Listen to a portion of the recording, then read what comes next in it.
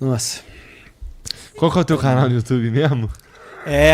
O meu canal é youtube.com/Felipe Moura Brasil. É Felipe Moura Brasil. Aliás, nas redes sociais, @FMouraBrasil, é só no X, mas no Instagram também é Felipe Moura Brasil, me sigam lá. E eu tendo a fazer mais vídeos agora no meu canal de YouTube e tal, nesse período aí novo da minha carreira. Buscando, né, de todas as maneiras possíveis, não é fácil, né, atuar com independência, com liberdade editorial para apontar toda a sujeira, porque é difícil fazer isso no Brasil, né, com tantas expectativas e alinhamentos e fora o cenário de lacração, né, que convida todo mundo a ser superficial, a ser lacrador e gerar clique, etc. E quem quer fazer um trabalho mais consistente, que é um trabalho que precisa ser construído, né, tem dificuldade. Mas eu estou fazendo isso há muitos anos, independentemente de determinadas passagens por vários veículos, e isso já, enfim, dá resultado aí nas minhas redes, no meu canal de YouTube e tal, mas a gente precisa também se sustentar de alguma maneira, né? E esse é o desafio, né? É se sustentar com consistência. Assim como existe o desafio político para uma candidatura alternativa, que é o que eu chamo de sensatez cativante. Onde está a sensatez cativante, né? Seria importante para o Brasil. Então, olha, isso é uma pergunta genérica, né? Agradeço muito aí a pergunta, mas é uma pergunta desvinculada aí de personagens, né? Mais sobre ideário, de esquerda, de direita. E é muito difícil falar isso hoje sem gerar impressões que já estão automatizadas em razão das figuras que dizem defender esse ideário. Verdade. E é um problema, a gente precisa resgatar um pouquinho esse ideário.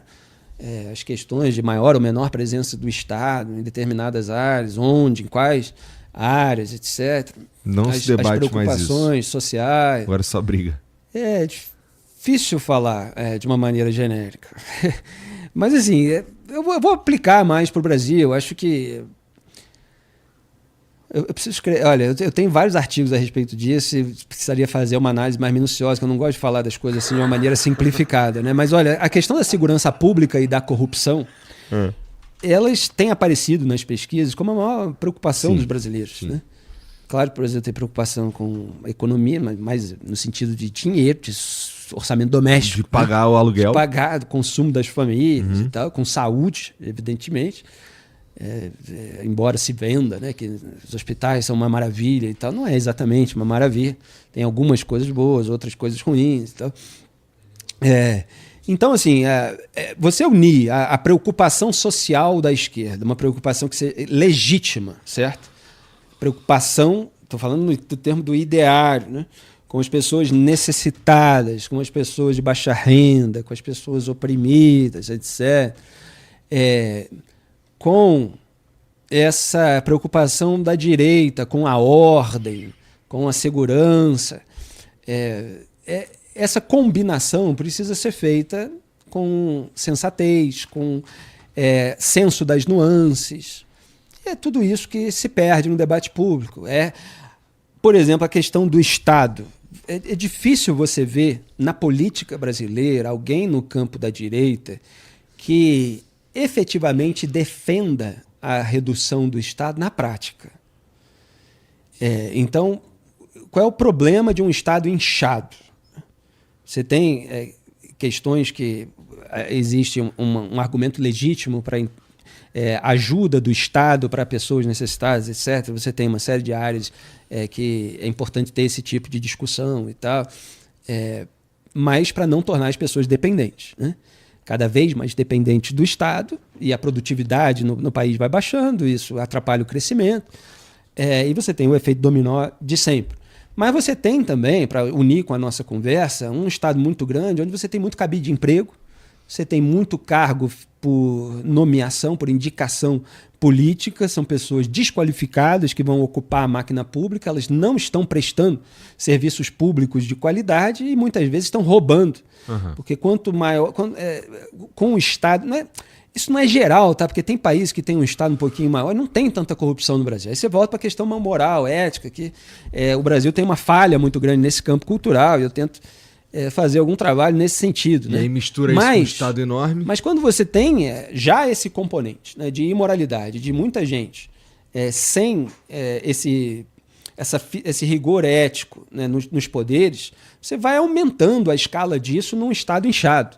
E aí você vai aparelhando as estatais, então as pessoas estão lá gerindo empresas estatais não para fornecer um serviço para a população, seja no nível municipal, estadual ou nacional, mas elas estão lá para fazer esquema, para ter poder, para garantir alguma coisa. E agora você tem esses 3 poderes envolvidos em diversos escândalos. Então, o Congresso Nacional tem as emendas parlamentares. São milhões e milhões de reais, são centenas de milhões, muitas vezes. O caso que eu citei hoje, do Jonatas de Jesus, lembra, que é o relator no TCU do caso do Master, que dei notícia no Estadão, é um caso de 42 milhões de reais de emendas que foram para Roraima e sumiram. Muito dinheiro. Os caras do Centrão, eles mandam 100 milhões, 150, 200 milhões para o reduto eleitoral deles. E aí a prefeitura do pai, do primo, do irmão, contrata a empresa do pai, do primo, do irmão, para fazer negócio na cidade, e cada etapa dessa vai caindo um dinheiro e tal. Aí depois não tem fiscalização. Aí vem Flávio Dino, ligado ao Lula e tal, e tenta trazer rastreabilidade e transparência, muitas vezes pelo motivo errado, né?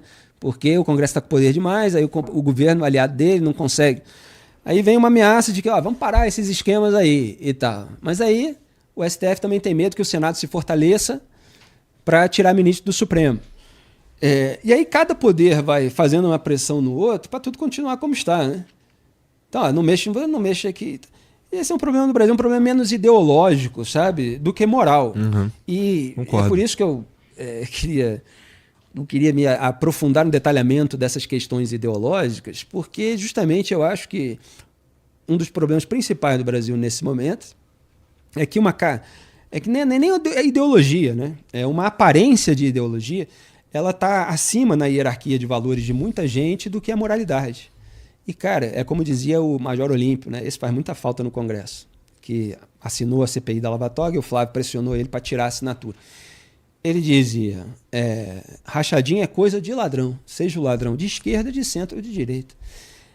E a expectativa, isso é um ponto muito importante do meu trabalho.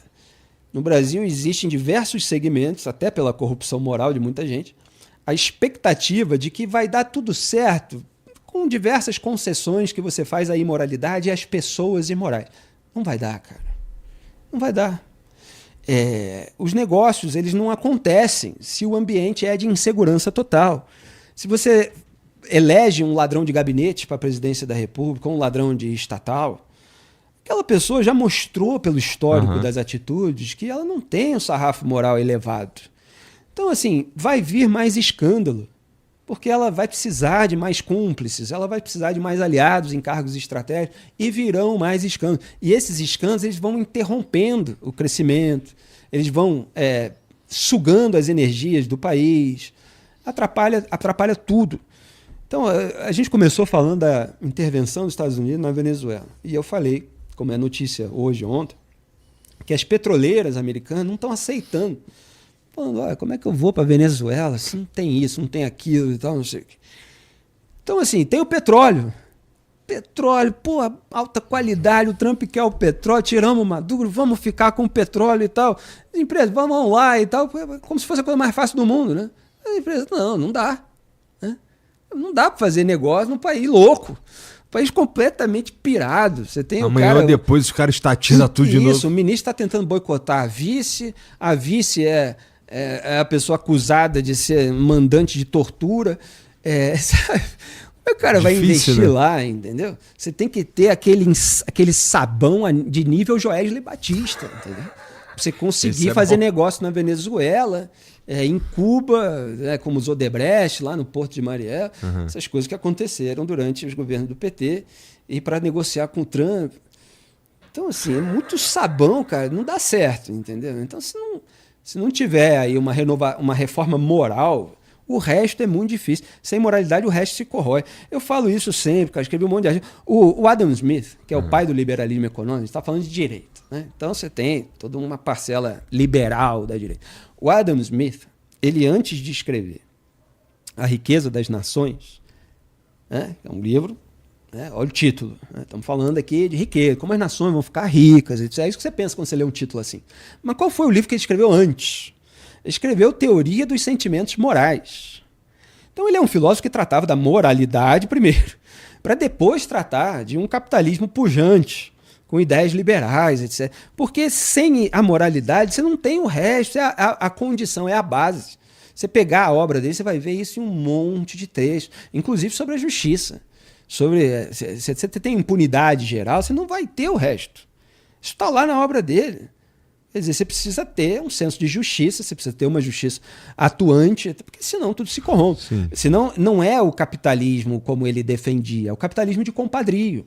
E o capitalismo de compadrio já é um vício que distorce o mercado de trabalho. Se você tem amigos do rei sendo beneficiados com contratos bilionários, como aconteceu no Petrolão, você tem uma concorrência desleal. O empresário honesto, ele não consegue crescer. O empreendedor que seja pobre, que está crescendo, fez um negócio, abriu não sei o quê, o pai passou para o filho, conseguiu crescer uma empresa, veio do nada. O cara vai competir com um cara que ganha 2 bilhões num contrato viciado por um cartel de empreiteira numa licitação roubada.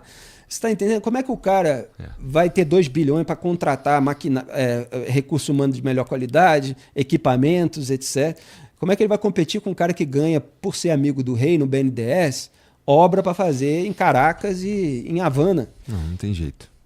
Tá fugindo. Então, assim, se não tiver virtude, bicho, é muito difícil ter o resto. E no Brasil existe essa expectativa, não dá. Ah, você é o defensor, né? Porque quando alguém que é crítico ao PT critica uma sujeira bolsonarista, então você é defensor da direita limpinha, né? O sujeito tem orgulho de ser defensor de uma direita suja, né? É uma coisa incrível isso. Quer dizer, existe uma condescendência com a sujeira. Assim, a sujeira faz parte, mas é por meio dela que nós vamos conseguir mudar. Cara, se estiver do meu lado, tá tudo bem. Exatamente. E existe essa expectativa, né, de que a pessoa é suja, mas ela tem algumas coisas. Ela tem algumas coisas que vale a pena você acreditar nela, mesmo ela sendo suja, ela tendo se envolvido aqui com outros escândalos e tal. Cara, a sujeira prevalece. E isso, repito, tá lá, ó. 2030 anos atrás, eu tô falando do Sêneca, tá? E a gente fazendo... Se pegar Aristóteles, malabarismo moral já tá agora. aí por volta dos 2.500 anos. Cara, sem a ética, bicho, o resto vai ladeira abaixo, cara, desmorona. Então, a sociedade precisa reagir, precisa se manifestar. Agora, nesse caso do escândalo Master, precisa se mobilizar.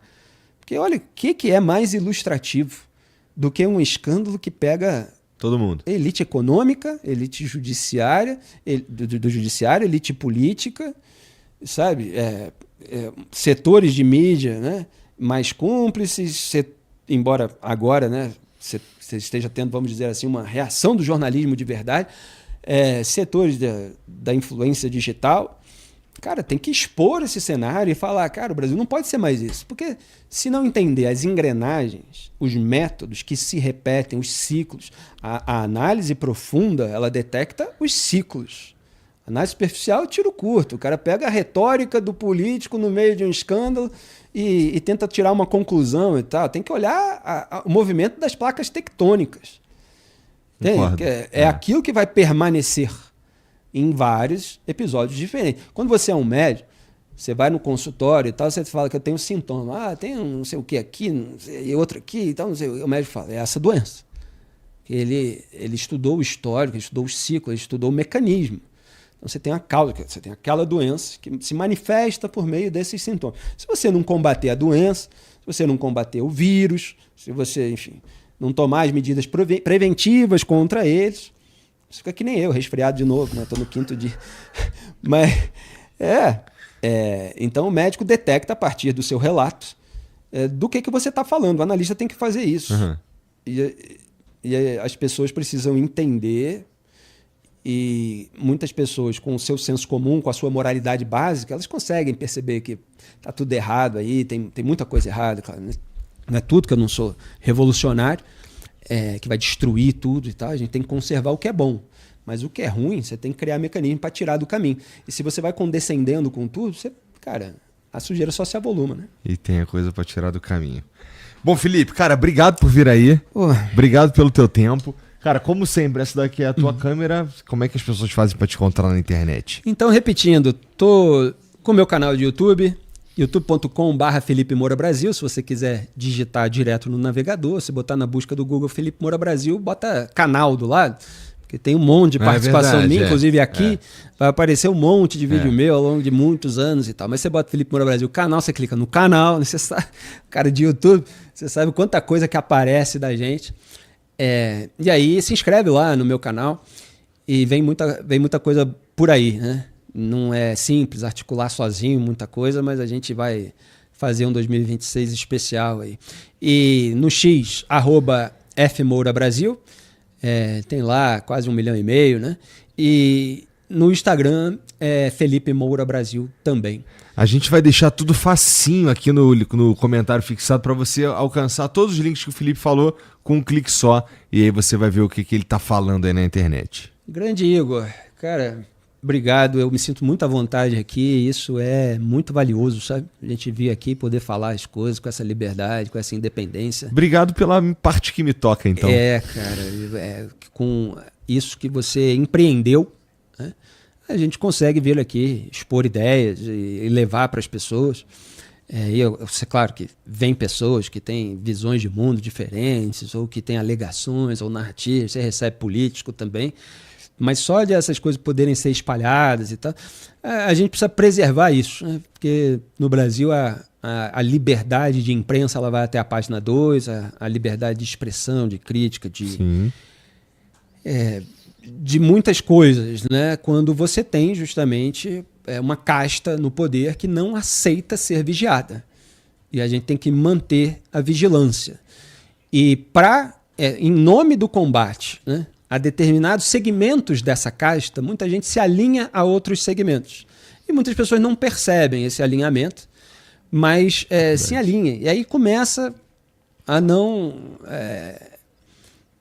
gostar tanto, né, da liberdade de muita gente. Mas a gente é resiliente, como aprendeu há mais de 2.000 anos. É isso. Felipe, mais uma vez, muito obrigado pela tua presença, obrigado pela moral. Um grande abraço. E vocês que assistiram, muito obrigado também. Então, como eu disse, segue o Felipe, tá tudo aqui no comentário fixado. Entra aqui na descrição, que você vai encontrar lá o Discord para você sugerir novos episódios, novos convidados também, tá bom? Comenta aí... Porra, comenta o quê? O que eles comentou hoje aí, Ded? Você ainda não se inscreveu, deu like e ativou o sininho? Você tá louco?